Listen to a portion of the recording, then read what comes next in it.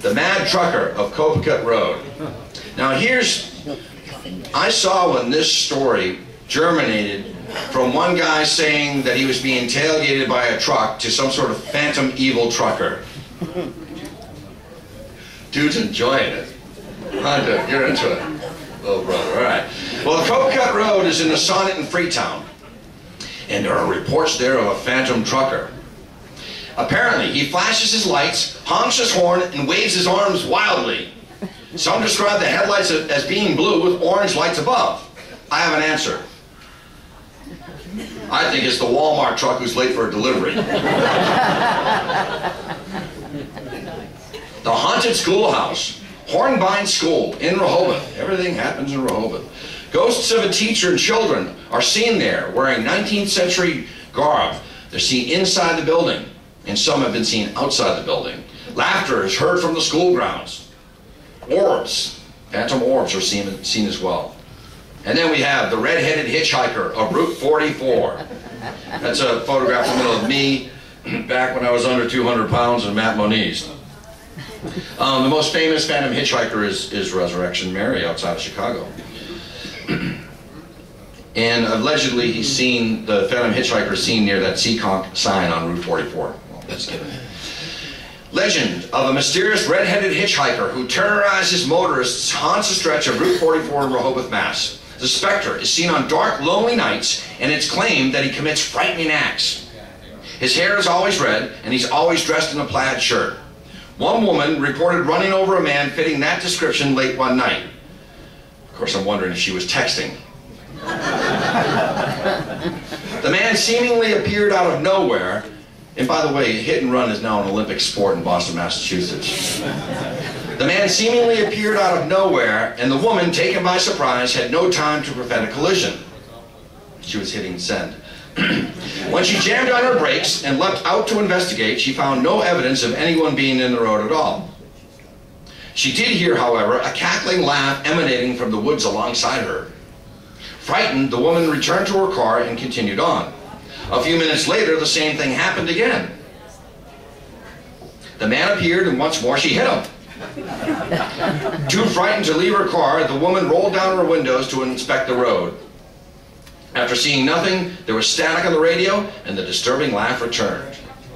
Legend has it that if you flash your headlights and honk your horn 3 times near the Rehoboth-Seaconk line, the hitchhiker will appear in your back seat. I did this and got pulled over by the cops.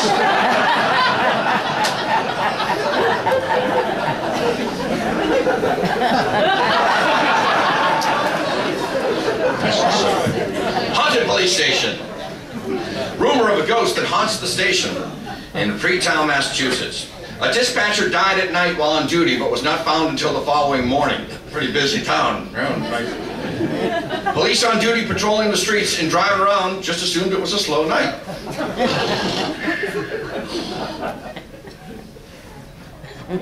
On a shift change, they found her body. Several officers have come forward with descriptions of a cloudy figure walking through the office. The description of the ghost is vague, but it did not appear until after the dispatcher's death, and most of the officers attribute the ghost to her. That was from Chris Balzano, Massachusetts Paranormal Crossroads. Bad Luck Pond. In the middle of the 19th century, there was a dam burst. The village of Rehoboth was flooded. 7 were killed. Other drownings have taken place here, hence the name Bad Luck Pond. SHAD Factory. Palmer River Manufacturing Company was built here on the site of an old Joshua Smith grist mill who manufactured cotton yarn until 1826, when they expanded and renamed the factory the Orleans Manufacturing Company and began to produce fine cotton cloth. It was destroyed by fire in 1831 and rebuilt 1 year later. Unfortunately, it was destroyed by fire again in 1884. And people claim to have witnessed fires in these ruins that seem to vanish as fast as they appear, with no signs of smoke or burn damage. Orbs of light have also been reported in the woods. A male phantom is reported to move about the old factory site, which is very difficult to do with all of the thick overgrowth. Some have claimed to see a ghostly man on fire jump into Bad Luck Pond. And many profess a sense of dread and the need to leave when walking about the ruins. And now, the Bridgewater Bigfoot. How much time do I have, Dawn? I lost another one in the audience. Does anybody know it? Well, because I can play this audio portion, or I can, it's on my CD for sale, Mysterious Bridgewater Triangle. Chris Pittman is the world's foremost authority on Bigfoot in the Bridgewater Triangle. I nicknamed him the godfather of the Hockomock Swamp. His website, www.bridgewatertriangle.org. And these cases, Chris has done a lot of research there. In fact, this is possible hair and fecal evidence. The CD is not fecal evidence, it's the bags of that's for reference. Of a man-beast anthropoid discovered by Chris in the Hockomock Swamp. Some more evidence. That looks like the barbershop floor. I don't know, just about me from a month ago. But. The Bridgewater Bumper Shaker. This is a famous story. Retold and retold incorrectly over and over again. Spring of 1970, there was a spate of Bigfoot encounters in the Bridgewater area. Sightings of a large, hairy, man-beast anthropoid. There were loud growls, glowing eyes, foul smells, and large footprints. Residents were alarmed. One night, police were dispatched to a Bridgewater neighborhood to investigate yet another report of a strange, prowling creature. While filling a report out in his cruiser, a police officer felt something shake the bumper or rear of his cruiser violently.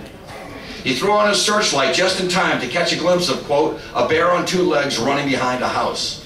You know those circus bears, they're out there just ringing and running houses. Didn't want to say Bigfoot. The DeAndre encounter, known as the Hockomock Swamp Monster.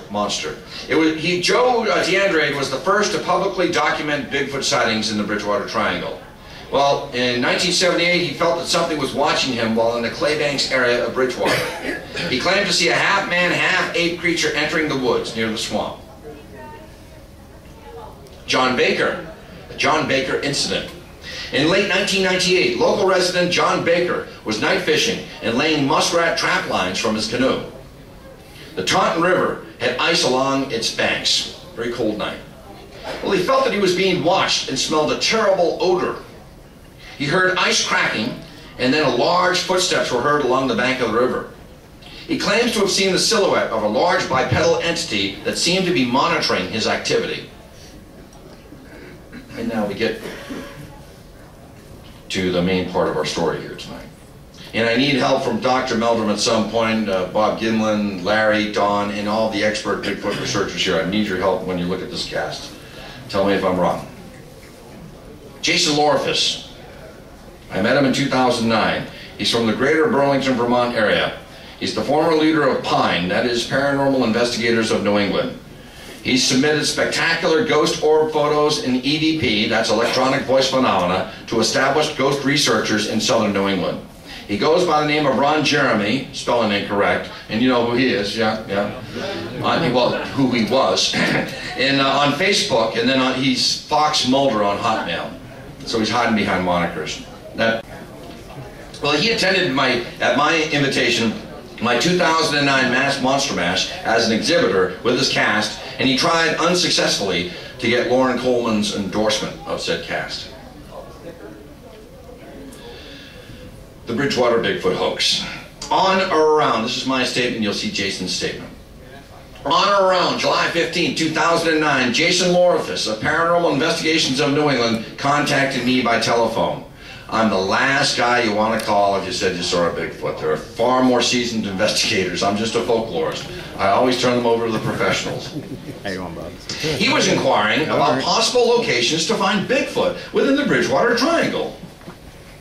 With his unsolicited inquiry of possible Bigfoot locations or hotspots in said triangle, I found Jason's manner to be very forward and somewhat blunt, actually. Well, he said to me, hey, we're all in this together. I said, no, we are not all in this together. They eat their own in paranormal research, and I'm nobody's daddy. He told me that he didn't know much about Bigfoot, but he wanted to go look for it. Okay?